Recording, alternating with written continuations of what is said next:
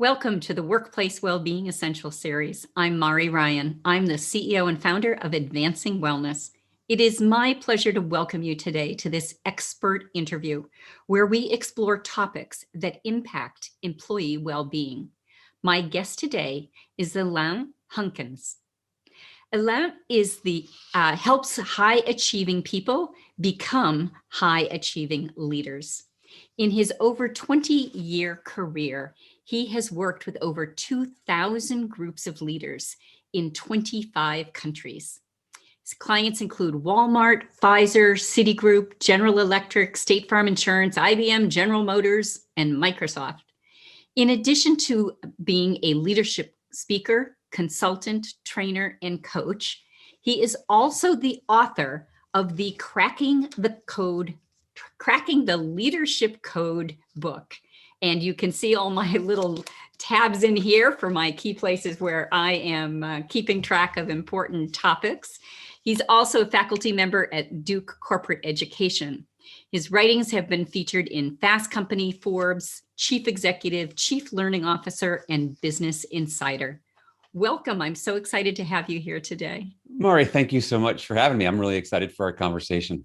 Well, great. So let's dig into this idea about leading and leading well. So we hear a lot about leadership topics these days, and it's really, leadership is just such a ubiquitous topic. And you've spent your career helping high-achieving people become stronger leaders. So today we're going to explore a little bit around this intersection of leadership skills and well-being. And I couldn't help but notice in reading your book that there were three key elements that you've described as being a core to leadership effectiveness. So I'm wondering if we can explore those individually a little bit. Yeah, for sure. Yeah. And let's just do some level setting too, because when some people, leadership means different things to different people. And for some people, leadership means, you have the position, the title, the authority. And I have a much broader definition. The fact is, I think that anytime any of us are trying to get anyone else to get anything done, that takes leadership. So when you define it that way, we are all leaders in our lives every day. Leaders at work, leaders at home, with friends, with family, all over the place. Yeah. So what I found in my work, again, this is 20 some odd years of research and practice, is that over and time again, there are these patterns. The best leaders have certain things in common, and lousy leaders, they have certain things in common too. And what I found were these three overarching skill sets, which are the three that you're referring to, which are around connection, communication, and collaboration. And I'm happy to dive in deep in any and all of those as you like. Sure. Well, let's start with connection. When I think about this, especially from a well-being perspective, connection and that sense of belonging is just innate to us as who we are as human beings. So let's unpack this idea of connection a little bit and what that means in the context of leadership. Sure. So everyone listening right now, you work in an industry of some kind, whether it's high tech, pharmaceuticals, retail. The fact is, no matter what industry you're in, you are in the people business, because let's face it, that's how everything gets done. There is no organization or company without the people that get things done. And so I think all of us, if we want to lead people, we have to understand how do human beings work. And at our core, leadership is not this title or a position. It is a relationship between someone who chooses to lead and someone who chooses to follow. And what we know from the research and the science around this is that when people feel cared for, they are so much more engaged. They are so much more likely to do better work, and they're more likely to tell other people about their positive experience, whether they're customers or whether they're employees.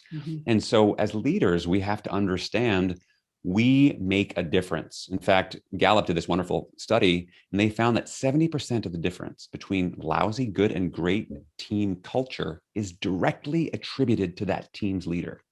So, I grew up thinking that leaders made a difference. And what I've said now is that leaders don't make a difference. Leaders are the difference. So, and that starts with connection.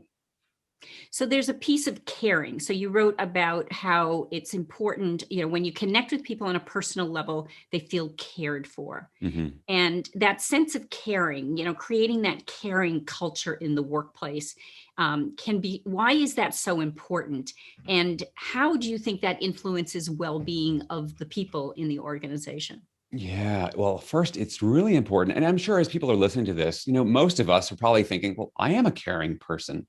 So here's the big gap, which is there's a huge gap between your intention of caring and whether or not someone feels cared for. Mm. That actually caring for people is a much more proactive and dynamic thing than most leaders do. Most people don't feel cared for in the workplace. And so for me, the root of connection is empathy, which is the active demonstration that you show people that you understand them and that you care how they feel. Now, as you hear that, you think that sounds pretty basic, pretty common. Well, some interesting studies on this. So it turns out 92% of CEOs say, oh, our organizations are empathetic, when in fact, only 50% of the employees in those very same organizations say their CEOs are empathetic. Mm. So that makes me think, why is leading with empathy so hard? And if you look at just the nature of our general corporate business for-profit world, there's a couple of big reasons. The first is showing people that you care about them and care how they feel, showing empathy doesn't happen in a heartbeat, right? It's not something you can just check off your to-do list, like, okay, show empathy from Ari, check, go, move on, Oh, I did my right? empathy today. I'm Exactly. done. I'm like, okay, how are you? Good, good. Let's move on, right? And we've all seen that. It's the fake listening thing. So Mm. it's the willingness to take some time. So showing people you care takes time and patience. And part of leadership wisdom is knowing there's a time and a place to go fast and a time and a place to go slow. And unfortunately, the culture in many of our organizations, it's actually been codified. And I'm sure you've seen this, and it's actually lit up on big picture frames in the lobbies. Our core competencies, our core values: bias for action, drive for results. Now, don't get me wrong. I have nothing wrong with driving for results. Like, I understand you want to get things done. You are in business.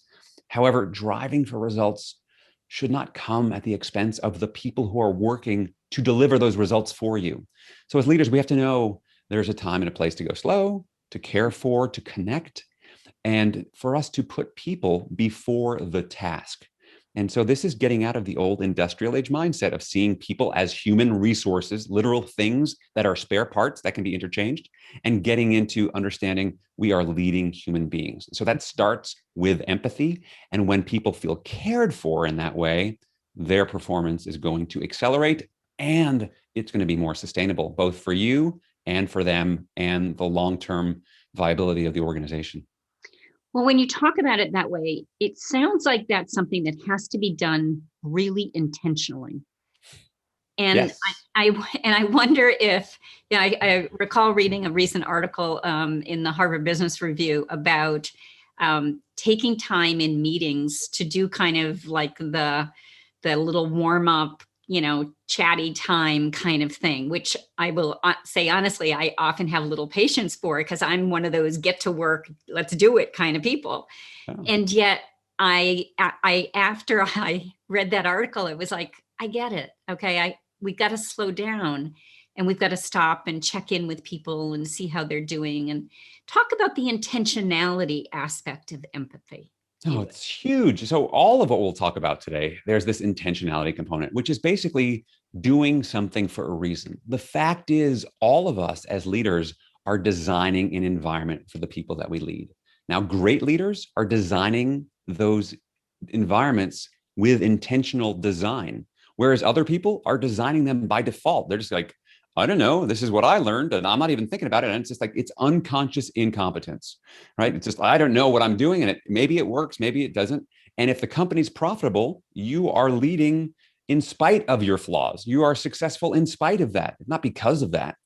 And so the intentionality is key. Yeah. So what you talked about, this HBR article, for me, one of the places, and I wrote an article actually for Forbes a few months ago around 3 questions that make a huge difference in terms of that upfront time. And this can take 2 to 3 to 4 minutes, very quick. Whereas things like for question number 1, how are you feeling today? And to move beyond that, I'm fine. How are you, Mari? Right. Right. Because that was the old school model of, this is work. We check our feelings at the door. which is a funny thing to say because you can't check your feelings at the door. What you do is you suppress your feelings at the door, which is actually exactly what's happening in much of the North American workplace. So step one, how are you feeling really? And listening to it. I mean, I always say asterisk and shut up and listen, right? Right? Listen to the response. So how are you feeling?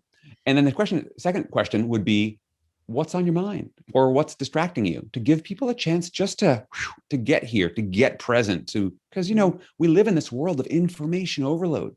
In the 1970s, the average leader dealt with 1,000 communications a year. That works out to about 4 a day. Now, and this is a Bain study that I found all this research. This is great. Today, it's well over 30,000 a year. I mean, and everyone knows that intuitively, we're all like, woo, woo, inbox is up to here. We are drowning in information. Right. So giving people a chance just to center and go, like, what's on your mind? What's distracting you? Okay. And that way, just by naming it, what it does, and by the way, the science behind this, when you name what's on your mind, how you're feeling, you're linking the language centers of your brain in the prefrontal cortex to all of the emotional centers, which are in that midbrain or limbic system.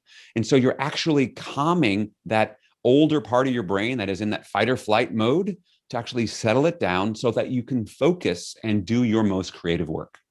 So that's the science behind it. So that's question number 2. Question number 3, how can I support you? Right. So again, how are you feeling? What's on your mind? How can I support you? All of that will take maybe 3 minutes per person in a meeting. Yeah. And so people think, like you were saying, I got to get to it, got to get to the work. One of the challenges for us as leaders, in today's world and beyond, is that we have to value effectiveness over efficiency. Yes, it seems more efficient just to get to the work, but long-term, it's not nearly as effective. And leaders need to know when there's time to slow down and be effective instead of just getting into it. Mm-hmm. Totally agree. Wow. Love it. Well, a few lessons for me to be able to be a better leader by slowing down a little and asking some of those great questions. Yeah. Let's go on to your second key concept, which is around the idea of communication. When we think about communication in the workplace, I think there's this whole idea that's become so important of late is the idea of transparency and honesty, which helps build trust in the organization. Why, from your perspective, is communication such a key element for this? And how does that link perhaps to the culture in the workplace? Oh, it's huge. If you think about the nature of communication is, if it's done well, it creates clarity. If it's done poorly, it creates confusion. And just think about the last time you felt confused, like literally, viscerally, what was going on in your body? How well were you able to think straight, right? For example, like when you're confused, your shackles go up. You are literally in fear. Like, what am I supposed? And you spend a lot of energy trying to sort stuff out. In fact, HR Magazine in the UK did a study of 4,000 employees, and they said 46% report regularly receiving confusing and unclear instructions, so much to the point they waste an average of 40 minutes a day trying to figure out what they're supposed to do. Mm-hmm. And if that wasn't bad enough, other studies around, when we get interrupted, someone says, oh, do you have a second? Turns out that to get back to where you were when you've been interrupted takes an average of more than 23 minutes in terms of your cognitive focus, getting back to that deep level of thinking. So communication and the goal of creating clarity and understanding is critical to leadership and well-being, because basically confidence comes out of clarity. When I'm clear and I know I have understanding, I can move forward with boldness. Whereas when I have confusion and uncertainty, I'm doubting my decisions. I'm really wondering, is this okay? Is this the right thing to be doing? And so when we have clarity, it provides shared understanding. And here's what I think a lot of leaders don't recognize overtly, which is the point of communication is not to communicate. The point of communication is to create shared understanding. And the reason that's so important is because shared understanding creates the platform on which we take all future action. So if we have a solid foundation built on common and shared understanding, we can make great decisions to create great results. And if our platform is wobbly, like, I don't know, and I'm sure you've had this experience, Mari, where, for example, you finish up a meeting and we haven't really totally nailed the points and we're out of time and we all sort of assume that everyone knows that we're on the same page. And then you go out in the hallway and we have those meetings after the meetings. So Mari, what do we just commit to? What? And so there's 8 different versions of the truth and 8 different versions going off in 8 different directions. And we wonder why we're misaligned, and we wonder why it takes us so long. And we wonder why we have all this duplication and rework and confusion. So Mm. one of the things that leaders should recognize is that misunderstanding is the default setting for human communication. And the reason for that is really simple. It's because I don't live in your brain. You don't live in mine. What's super clear to me is clear to me because I live in here and you don't. So I have to somehow do, to use a Star Trek reference, like a Vulcan mind meld, that sense of how do I get what's in my head into yours? And how do I build all sorts of scaffolding to make sure that's happening? And as a simple example of a scaffold is when you finish a meeting, do an understanding check, which is just to take that moment and say like, okay, I know that we're all on top of this, but just to be clear, can we go around the table and what is everyone committing to? Just to make sure that we hear it and say to close that loop. I call it asking for a receipt. It's getting confirmation that your information hasn't just been received, but it's also been understood. Mm-hmm. So that's why communication is so critical to all of this. And that obviously impacts well-being as well. Yeah, totally. It's so interesting when you think about the aspects of communication, because in the absence of it, employees are just going to make up their own stories. Yes. Right. They're going to use that wild imagination and make up a story. And my story could be different than your story. But it's interesting. I watched this take place after the pandemic started with a particular client, and they started communicating on a daily basis. So senior leadership communication to employees on a daily basis. And things were changing so fast that they really needed to do things along. This was a great example of how to take action in a solid way that was going to reassure the workforce. And they literally carried that on from March through August. And then at the end of August, they moved to weekly communications. But it was so reassuring. And partway through the year, they surveyed the employees to, say, how are we doing kind of survey. And people were just so reassured as a result of that communication. Yeah, it's so true. So you bring up such an interesting point, which is in the absence of communication, people will fill in the vacuums with their own stories. And the nature of the human brain is such that when people fill in their own stories, they tend to go negative, right? Isn't this where we go? In fact, I was just telling someone this morning, one of my mantras is no news means no news. For example, I reached out to a client a few weeks ago because I had sent a proposal and they didn't get back to me. And so I followed up with another email, didn't get back to me. Another week goes by. And at this point, of course, in my mind, I'm thinking, they're not interested. Like I've created this entire story in my head. And then yesterday, I get this email of, thanks for the nudge. Yeah, I'm meeting with my colleague tomorrow. We'll get back to you next week. Again, I have to remind myself, no news is no news. Yeah. However, as leaders, we have to realize that if we don't fill in the vacuums for people, they're going to fill them in for themselves and they will go negative. Yeah. So there is an opportunity for you to step in and do something about it. Absolutely. Totally agree. So let's go to your third pillar, and that is collaboration. And I'm curious from your perspective, how does a leader create an environment of collaboration? I would think that this is so totally tied to innovation, creativity. Let's talk about collaboration. Yeah, it's interesting. I mean, collaboration is multifaceted for sure. And innovation and creativity are a big part of that. Every organization that I work with says, we want to be more innovative, and they might even post it on their annual report. However, what are you doing to create a climate that supports that? And that climate is a result of specific behaviors that you do as a leader every day. And in my work and my research, what I've found is that there's 4 fundamental human needs that employees need to have satisfied in order to perform at their best and to create a climate or a collaborative culture that's high performing. And there's the 4 needs are this. The first is we all have a need for safety. Okay. And that need for safety is physical safety, which is why many of us are working from home right now, because it's not literally safe for us to go into an office. But beyond that, there's also psychological safety. And, all the work of Amy Edmondson at Harvard is great on this. So, for example, is there equal airtime amongst team members, or just 1 or 2 people dominate the conversations so other people feel unsafe speaking up? So you want to have physical and psychological safety. So safety is the first need. The next need is we have a need for energy. I mean, you know this from your work in well-being, is that people need to be energized to perform at their best. And in fact, the key to high performance is managing your energy, not managing time. Mm-hmm. So how do you do that? For example, do you schedule breaks in through the day? I know when you sent me this meeting invite, for example, Mari, it's a 45-minute meeting. It's supposed to be an hour meeting. Because if you book 60 minutes on top of 60 minutes, that all works on paper, but it doesn't work for human beings, right? We need breaks. We need revitalization. We need energy. So the second big need is energy. We've got safety. We've got energy. Number three, we have a need for purpose, that people need to feel that what they're doing is contributing to something greater than themselves. Because when they do that, what really matters, they bring more energy to it. I mean, we all know that. I mean, there are people who have massive hobbies and they spend all this time and energy unpaid because it means something to them. So how, as a leader, are you tapping into the difference that you and your organization are making in the world?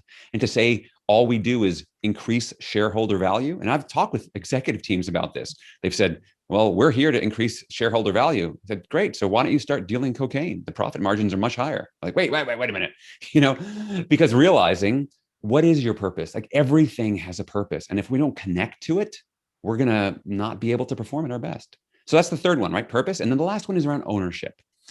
No one wants to work for a micromanager. And the fact is, all of us want to, we talked about creativity and innovation. This is where our autonomy, our freedom, our desire to solve problems in new and different ways comes out. So how do you create a framework or a sandbox in which people can play and go to town? So this is a huge need as well. So we got our 4 human needs: safety, energy, ownership, and purpose. And when people have those needs met, you're going to have a much more robust, high-performing, collaborative culture. Oh, I love it. So those are all fabulous. And I really like this idea of energy, because energy really, and in what you've written in your book, is that energy is really the fuel of high performance. And you've given us some suggestions there. But from a leadership perspective, what are some of the ways in which leaders can build an energized work culture? Certainly. So number one is lead by example, right? Albert Schweitzer, and won the Nobel Prize twice, is my favorite quote from him. He says, example is not the main thing in influencing others. It's the only thing. So if you want to engage other people, you need to be engaged. If you want them to be energized, you need to be energized. So that's one key thing. On top of that, we talked around this idea of, but life is rushing at us so much. What are you doing as a leader to create boundaries between work and recovery? And so, for example, what are your policies around emailing people 24 hours a day or on the weekends? Because people need some time off. And so what are you doing to support people's well-being in their downtime? Because if you're familiar with any race car, like Indianapolis 500, Daytona, the key to winning that race is not just to go around the track. It's you have to have a great pit crew that knows how to refuel, to renew those high performance vehicles as quickly and as effectively as possible. Well, people are no different, right? We want to find renewal techniques. So what are things you can do? And this is why so many companies like, Google are famous for their cafeterias and trying to take care of people's physical needs, because they realize when people are happy, satisfied, performing at their best, they do well. So that's one of the areas as well. Another key area is gratitude and appreciation. When people feel cared for, it releases this huge amount of energy. So Gallup did this great study that said that the highest performing employees, that they have received recognition at least once in the last 7 days that someone has specifically commented and appreciated their work.